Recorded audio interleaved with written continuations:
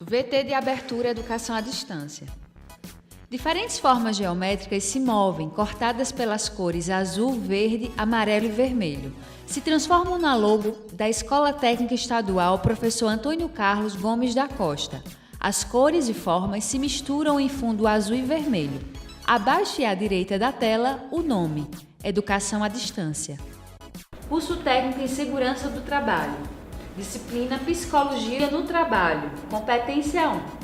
Estudar os comportamentos do homem na realização de suas atividades no âmbito organizacional. Olá, caro aluno, seja bem-vindo à nossa primeira competência. Eu sou a professora Cíntia e estarei com vocês nessas 3 semanas na disciplina de Psicologia do Trabalho. A competência de hoje é estudar o comportamento do homem relacionado às suas atividades no âmbito do trabalho. Para falar sobre esse assunto, eu convidei a professora também especialista na área, Ana Carla Cantarelli. Obrigada, Ana Carla, por ter vindo. Imagina, Cíntia, obrigada a você pelo convite, um prazer. Ana Carla, eu queria entender um pouco, a gente está falando aqui com futuros técnicos de segurança do trabalho, né? Essa relação de como ele pode se posicionar diante desse trabalhador, sabendo que este homem, este trabalhador, ele faz movimentos no ambiente de trabalho que altera esse ambiente, como este ambiente também altera esse trabalhador. Como é que você vê isso? Como é que ele deveria realmente se comportar diante dessa situação? Cíntia, é importantíssimo que quem está se preparando para ser um técnico de segurança do trabalho tenha claro algumas habilidades que ele precisa ter para lidar no mercado de trabalho, porque a organização vai pedir isso dele. A primeira coisa é que ele precisa ter muito claro que a organização está ali para atender metas e poder fazer algumas coisas acontecerem, mas para isso elas precisam do trabalhador. Elas precisam dessa pessoa que vai estar lá trabalhando, dando a sua mão de obra e contribuindo para o desenvolvimento da organização. Ao mesmo tempo, essa pessoa, ela tem uma história. É um indivíduo que vem de uma atividade de vida que não necessariamente de uma família e que não necessariamente é aquilo que a organização estaria, digamos assim, desejando. Então você tem um grupo de indivíduos que veio cada um de um lugar diferente, de uma estrutura de funcionamento diferente, de famílias diferentes, de educações diferentes, e essas pessoas são chamadas a trabalharem juntas, em equipe, dentro de uma organização que tem visão, missão, valores e princípios próprios. Então, assim, é um grande desafio. E dentro disso tem a questão do comportamento, que cada um vai se comportar de uma forma diferente, de uma forma própria. Então, esse talvez seja o primeiro grande desafio de um profissional. Além de se preparar tecnicamente, ele precisa estar preparado para saber que ele vai lidar com pessoas e que pessoas são diferentes umas das outras, que pessoas respondem diferentemente a estímulos e que têm comportamentos diferentes. Tá aí, para começar a nossa conversa, já é o primeiro desafio de um técnico de segurança do trabalho. Já é um grande desafio. Já é um grande desafio. Então ele vai ter que entender do indivíduo, sim, do indivíduo no grupo e desse grupo dentro dessa organização. Como você bem colocou, as organizações elas querem ter lucro, né? Elas querem ter resultados. Sim. E os funcionários estão ali para receber seu salário, seus benefícios, ou seja, são objetivos diferentes que tem que andar alinhados. Isso. Né? E aí você pega esse funcionário que está neste grupo, né, dentro dessa organização, como eu posso influenciar, ou se tem como influenciar esse trabalhador para que ele siga primeiramente a ordem ou as regras da organização? Bom, é preciso que seja feito desse jeito. Tem que ter uma influência. E as pessoas, elas não são imutáveis. Elas mudam, elas se adaptam. Principalmente porque elas precisam dar conta daquilo para o que elas foram contratadas. Bom, todo trabalhador, imaginando um trabalhador da operação básica, ele vai precisar bater a meta dele para aquilo que foi estabelecido para ele. Ok. Dentro desse contexto, haverá outras questões que estão ali em paralelo acontecendo. Por exemplo, é para trabalhar e para bater meta? Mas tem que fazer isso com qualidade e com segurança. Esse tripé, ele vai exatamente funcionar. Tem que ser o resultado, mas esse resultado tem que ser feito com qualidade e com segurança. Então, na verdade, fica um triângulo com 3 pontos lá onde é preciso que o colaborador, o funcionário, esteja antenado e ligado que a atividade dele não é apenas produzir, é produzir bem, que é a qualidade, e produzir com segurança.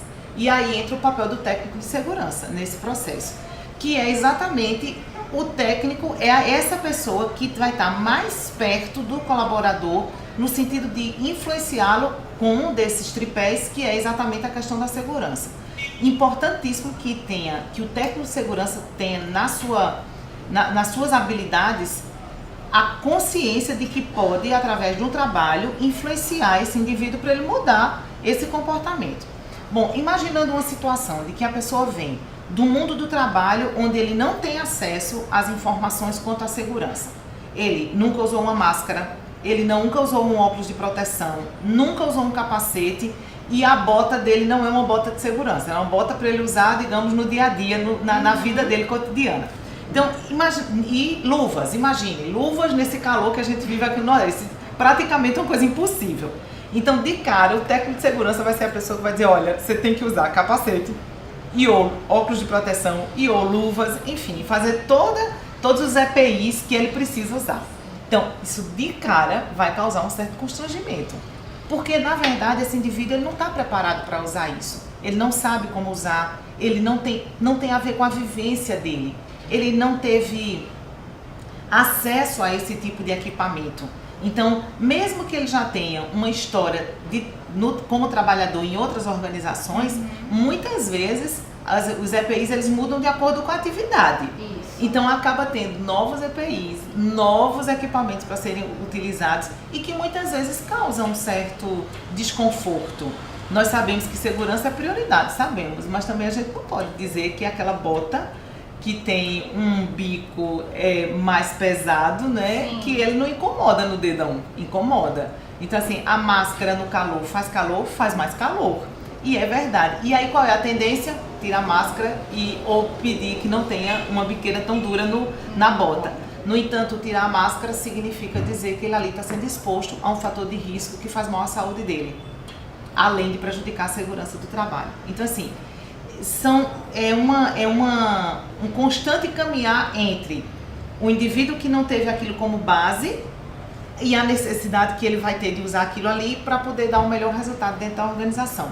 Então, todo o tempo o técnico de segurança está nesse caminhar, andando entre esses pontos, do indivíduo que ainda não tem a completa consciência da importância da segurança e da organização que pede isso e dos melhores procedimentos para fazer isso acontecer.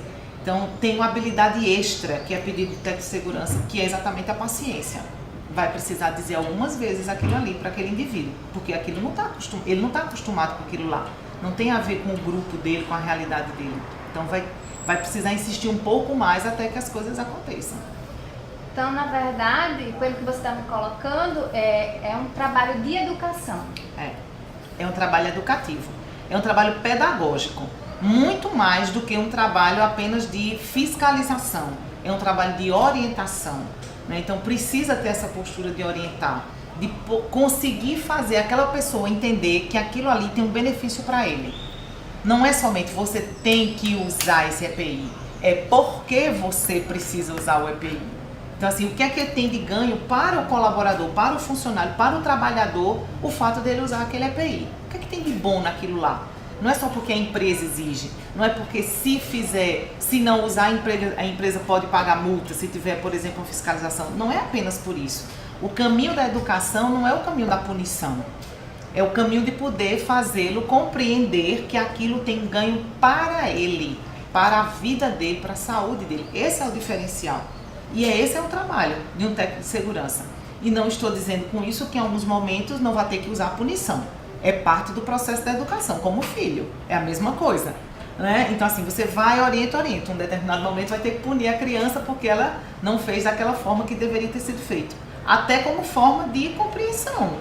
Então, em algum momento vai ter que acontecer. Mas não é esse o objetivo principal. O objetivo principal é fazê-lo ficar consciente. E aí muda o comportamento dele se altera por conta disso, de que de verdade é importante o uso daquele EPI. Por exemplo, ou de seguir regras, ou de, por exemplo, obedecer aquela placa naquele determinado local, ou de só não andar em determinada área da empresa, não ultrapassar, de, por exemplo, quando estiver manuseando uma empilhadeira, tem que usar o protetor auricular, né? Tem que usar a buzina, tem que ficar ligada, não posso simplesmente dar ré na empilhadeira de qualquer forma, eu tenho que acionar lá o alarme sonoro, enfim, é parte do processo, vai ter que fazer esse movimento educativo. A gente sabe até como a psicologia do trabalho que a punição por si só não resolve, né? E que a gente precisa utilizá-la como a última situação. E que a gente tem que utilizar a punição nesse último estágio por motivos da não mudança de comportamento. Mas essa não é a regra a ser seguida. Até porque pela punição você não muda, né? A gente sabe que o que vai acontecer? Eu vou usar o protetor auricular porque meu técnico de segurança está aqui na frente, meu chefe está aqui na frente, e quando eles derem as costas, a primeira coisa que eu vou fazer é tirar o protetor auricular do ouvido. Né? E aí a gente sabe, se não trabalhar nesse processo de desenvolvimento, dessa busca pela consciência da importância, né, tanto das regras como também de entender os motivos do uso dos EPIs, por exemplo, é que o técnico de segurança não pode ser o fiscal. Pelo menos não o único fiscal. Né? Se ele não envolver as outras áreas, as outras pessoas, principalmente as chefias, né, o programa da área de segurança não vai funcionar. Exatamente, Cíntia. E sabendo que você já é consultora na área, trabalha em algumas empresas, você já presenciou um fato desse, uma experiência dessa de que você viu ou o técnico se fazendo de fiscal ou o gerente tendo a consciência de que ele também faz parte desse processo? Algumas vezes, algumas vezes. Para uma especificamente que eu me recordo agora, é exatamente uma situação. A gente estava fazendo uma visita a uma fábrica que estava ainda no processo de construção, mas aí o gerente de RH já estava lá e o técnico de segurança estava acompanhando a visita. Então estávamos eu e mais uma colega consultora e estávamos conhecendo a fábrica. E daí, em um determinado momento, nós vamos passando, estava em construção, tinha outros funcionários de prestadoras de serviço. E aí, uma das construtoras que fazia parte do processo da construção estava lá e tinha um funcionário que estava sem óculos de proteção. Uma poeira enorme, que assim, a calça jeans voltou branca, né? A calça jeans escura voltou cinza, de tanta poeira. Por quê? Porque era parte do local, você estava lá andando, o sapato preto virou branco, enfim. E aí a gente tinha essa figura lá, sem esse colaborador, sem o óculos de proteção. E aí o gerente de RH passa e aí vira-se, no meio apresentando a fábrica pra gente, vira-se pro rapaz, para esse funcionário de uma outra empresa e diz assim: amigo, cadê seu óculos de proteção? E aí o cara responde: tá na bolsa. Tá na bolsa. Aí eles: campeão, na bolsa não serve, né? E aí, mais do que imediatamente, o técnico de segurança disse: vou providenciar um óculos para você. Ou seja, foi uma situação em que, se a gente fosse olhar friamente, além da questão, claro, de responsabilidade, mas assim, na verdade, quem deveria ser responsável por aquele funcionário era a empresa dele. A terceirizada. Exatamente, né? A terceirizada. Mas ali, naquele momento, ele estava prestando serviço. Então, uma empresa que leva a sério essa questão da segurança acabou por fazer um movimento de também educativo, de não precisar ser necessariamente o fiscal. Não foi punitivo, mas foi orientativo. Tipo, aqui você vai ter que trabalhar. Em outros termos, o que foi dito foi: aqui você vai ter que trabalhar de óculos.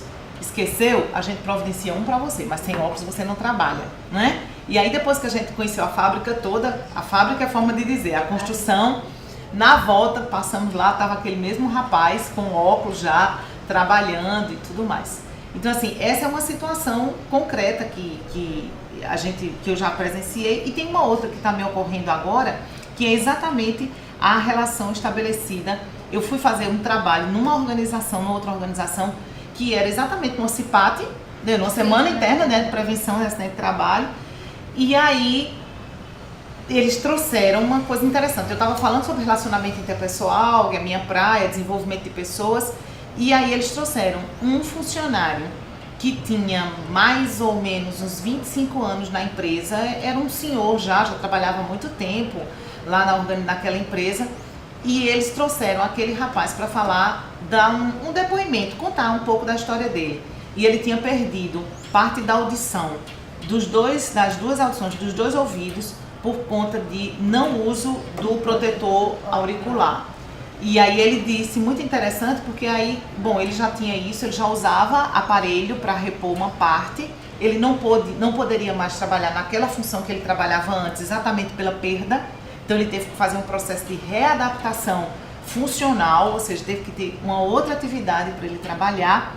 E uma coisa interessante, Cíntia, é que ali ele disse claramente como era que ele fazia. Isso que você acabou de dizer da história de que põe quando está na frente, põe o protetor auricular quando está na frente de uma pessoa, do chefe ou do técnico. Sim. E depois tira. E ele disse que era exatamente isso que ele fazia. Sendo que foi 1 ano, 2 anos, 5, 10, 15 anos, fazia mais ou menos uns 4 ou 5 anos que ele tinha perdido, que ele tinha conseguido identificar que tinha perdido. E é interessante que eu me lembro que ele dizia que foi exatamente quando nasceu o 3º filho dele, que ele começou a perceber que ele conseguia identificar o choro do 1º e do 2º filho quando eram bebês, ele conseguia ouvir. E ele começou a se dar conta que estava com alguma dificuldade quando o 3º filho chorava. Que ele não ouvia mais do mesmo jeito. E a esposa precisava dizer, você não está ouvindo não? Lá o garotinho chorar, o bebê chorar. E aí o menino não está chorando. E estava. Porque ele não conseguia ter mais o mesmo nível de audição. E ele disse que foi aí que a ficha alertou. Caiu, como a gente diz, a gente diz, a ficha caiu. E aí ele já fazia alguns, periodicamente, também a empresa também não tinha o cuidado com isso, que é uma coisa para a gente pensar, e também está no lugar do técnico, né? Então assim, cadê o periódico deste homem que passou todo esse tempo, esse trabalhador não foi acompanhado? Essa perda não é mágica. Isso. Ela vê uma perda gradativa, não é do dia para a noite. Perda auditiva não se dá de dia para a noite. Então, possivelmente também falhou do ponto de vista da empresa de ter dado um acompanhamento para esse colaborador, para esse trabalhador. Então, você vê que isso é um conjunto de ações. Então, é o funcionário, é o trabalhador que precisa ter cuidado com a saúde dele, é o técnico de segurança que precisa fazer o trabalho educativo, é o gestor que pode ser parceiro. E depois, mais adiante, trazer o próprio trabalhador para, digamos assim, trazer outros para o lado da segurança. Na hora que ele fala, é diferente. Um comum, né? Falando.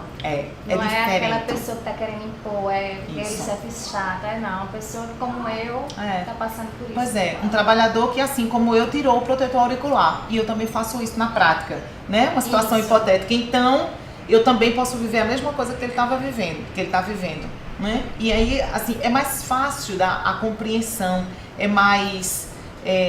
o acesso é diferente do que o técnico apenas falando e o gestor apenas falando, né? O chefe da área. Então, talvez uma boa sugestão fosse trazer o que a gente chama de aliados, trazer parceiros. Então, pessoas que já viveram a situação, identificar um ou outro colaborador, um ou outro trabalhador que tenha já que seja aquele cara que você sempre vê que está disponível para usar os EPIs, que é o cara que vai lá e que sempre participa das atividades, é alguém com quem você pode contar.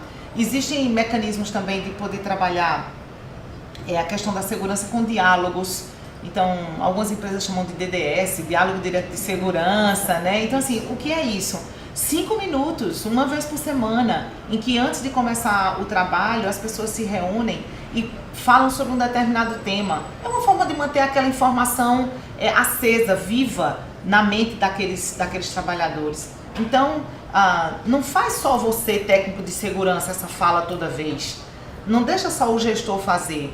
Faz uma ação democrática e chama um funcionário que você sabe que tem mais desenvoltura, que é um cara, no dizer como a gente diz, mais desenrolado, né? Que tem facilidade, traz lá um trechozinho, um texto para ele fazer uma leitura de um parágrafo lá, de 2 ou 3 frases importantes, que estimule as pessoas a pensarem sobre o assunto, a refletir, porque aí, de novo, é um igual falando, é um par, né? É alguém que está no mesmo nível que ele está e pode falar com tranquilidade sobre o assunto. E aí, às vezes, surte mais efeito do que alguém que está de fora falando como se estivesse impondo. Então é uma dica que pode ajudar também nesse processo. Isso volta a história da educação, né, que a gente tem que utilizar a linguagem de acordo com a linguagem de quem vai estar ouvindo, né? Exatamente. Para ter essa facilidade da compreensão e até a assimilação. Não adianta eu simplesmente colocar um aviso na parede dizendo proibido, né, entrar, ou aqui só entra com luva, com máscara, se eu não entender por que aqui só entra com luva ou com máscara. Exatamente. Não adianta eu querer impor apenas ao condicionamento, né, por si só. Hoje a gente sabe que com pessoas, todos nós somos condicionados, né, desde a infância, né? Desde como é colocado no caderno de vocês vão ver a história do despertador, né? Um sinal sonoro que simplesmente sabe que você, quando escutar aquele sinal, tem que acordar. Isso. Porque a gente está também associado a uns programas de incêndio, né? A gente sabe quando a sirene tocar, eu tenho que deixar o que eu estou fazendo, porque alguma situação de perigo está ocorrendo, eu tenho que ir para aquele local que eu fui treinado para ir. Verdade. Então, utilizando a educação de uma forma correta, eu tendo consciência do meu público, Sim. né? Eu sei quem são esses meus colaboradores. Sim. Eu trabalho nessa empresa, eu entendo, sei quais são os comportamentos que são adequados e que devem ser evitados. Então, eu tenho que fazer um programa, né, que seja direcionado a esse público, Sim. né, com a linguagem dele. E aí, quando você pega alguém, um par, né? Pega alguém que já passou por uma situação da qual ele está vivenciando hoje, é uma atividade que ele faz hoje. Então, essa é a dica. Adultos aprendem através do que fica mais perto da realidade deles. Diferente da criança, que a criança vem quase como se fosse uma esponja, de esponjinha, né? Vai absorvendo. Só vai absorvendo. O adulto, ele funciona diferente. O adulto, na verdade, precisa ter um significado para ele, aquilo ali. Então, dizer que é proibido entrar com luva, ou que não é permitido entrar sem luvas ou sem máscara em determinado local, vai ser apenas um aviso na parede.